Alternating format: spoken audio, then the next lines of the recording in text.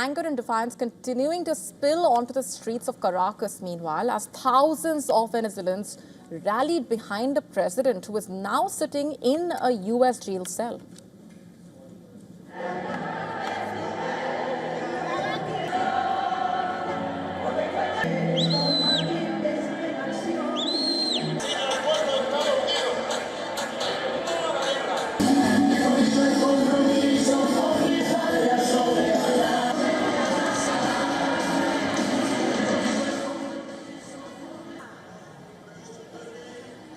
Waving flags, beating drums, chanting in support of the deposed president, Maduro and his wife.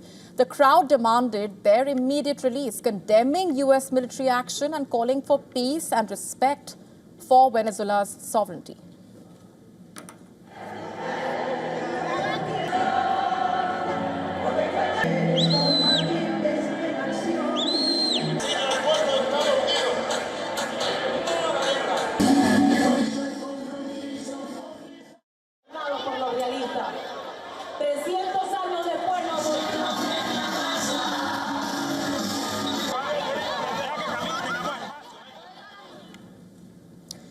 And among the protesters was the Interior Minister, a powerful figure in the Chavista movement and a longtime ally of Maduro. Cabello addressed the rally with a defiant speech, urged the supporters to stand firm and called on Washington to free Maduro and his wife.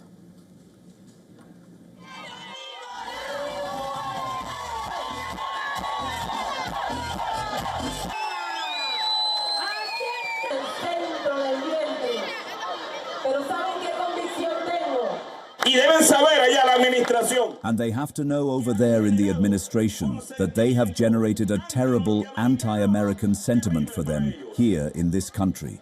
And they won't understand, and we are not interested in explaining it.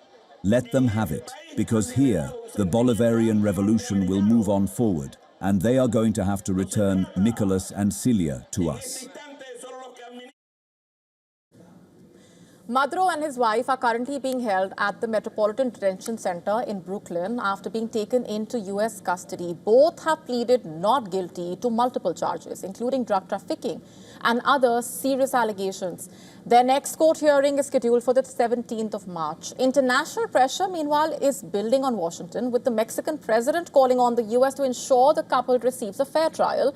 Amid the backlash, meanwhile, the US seized a Russian-flagged oil tanker in the Atlantic. The ship, which is being shadowed by a Russian submarine, has been pursued for more than 2 weeks now as part of a US blockade of Venezuelan oil exports. Protests also broke out in support of the couple around the world, with several countries now condemning the US military action and demanding their immediate release. Duro contra os trabalhadores, isso enfraquece.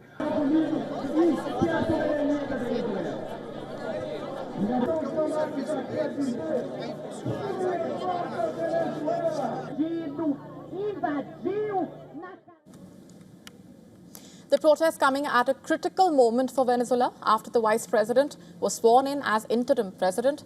Her appointment is a continuation of the existing power structure. Even as the country enters a period of deep uncertainty, Rodriguez is backed by the core of Maduro's inner circle, including Interior Minister, the military chief, and Maduro's son, all of them holding big influence over Venezuela's armed forces, remember.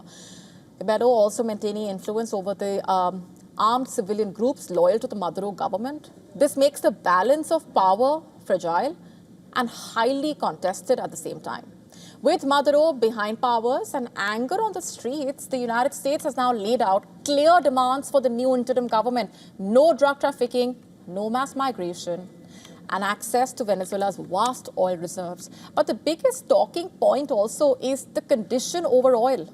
Adding to the uncertainty are mixed signals from Washington, with Trump making broad claims that America will run Venezuela following Maduro's ouster. His Secretary of State, meanwhile, saying US has no intention of governing the country day to day. Instead, Washington says it will rely on sanctions and economic pressure to shape the country's future. The contradictions have now raised questions about how much planning has gone into the post-Maduro phase, especially when compared to past US interventions. against autocratic regimes that fail to deliver stability, taking Iraq in 2003, for example. For now, Venezuela remains at a major crossroads.